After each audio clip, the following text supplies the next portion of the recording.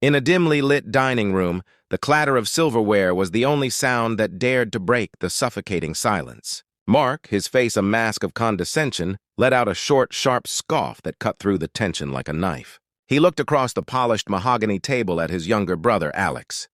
"Still dreaming, Alex? Some of us have to live in the real world," Mark sneered, gesturing vaguely with his wine glass. "Face it, you're a failure and you always will be." Alex's gaze dropped to his plate, his knuckles turning white as he clenched his fist beneath the table. The words, laced with years of casual cruelty, settled in the pit of his stomach like stones. He didn't retaliate, didn't offer a defense. Instead, a quiet, cold resolve began to crystallize within him. This was the last time.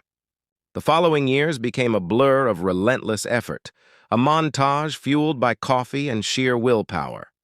We see the flicker of a desk lamp illuminating Alex's face deep into the night, his eyes scanning dense textbooks on business strategy and market analysis. The scene shifts to him, suit slightly rumpled, delivering a passionate pitch in a sterile office, only to be met with polite but firm rejections.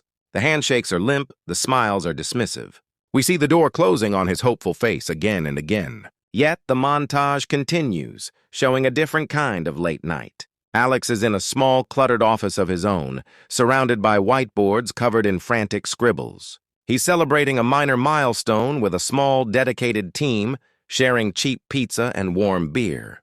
The victories are small at first: a signed contract, a positive client review, a small profit margin. But they build on each other, each one a brick in the foundation of his growing startup.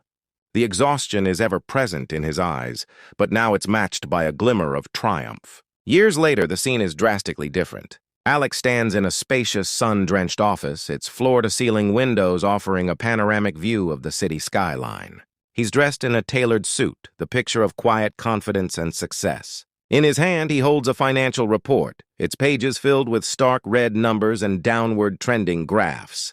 The name at the top of the report is Sterling Corp., Mark's company.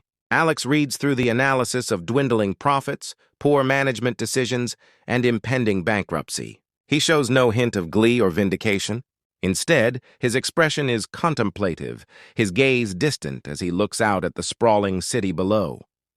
He thinks back to that dinner, to the sting of his brother's words, and the long, arduous path that led him from that dining room to this very moment.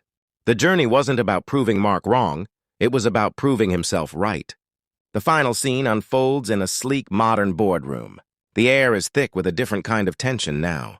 A defeated, visibly aged Mark sits across the table from Alex, his shoulders slumped, his gaze fixed on the acquisition papers laid out before them. Alex, with a steady hand, picks up a pen. He looks at his brother, a flicker of something unreadable in his eyes, before signing his name with a firm, decisive stroke. The deal is done. The final shot is not of the two brothers, but of Alex, standing alone, looking up at the imposing facade of a massive corporate building. The name Sterling Corp. Is being carefully removed, letter by letter. Alex watches, his expression calm and resolute. He hasn't just conquered his past, he has acquired it.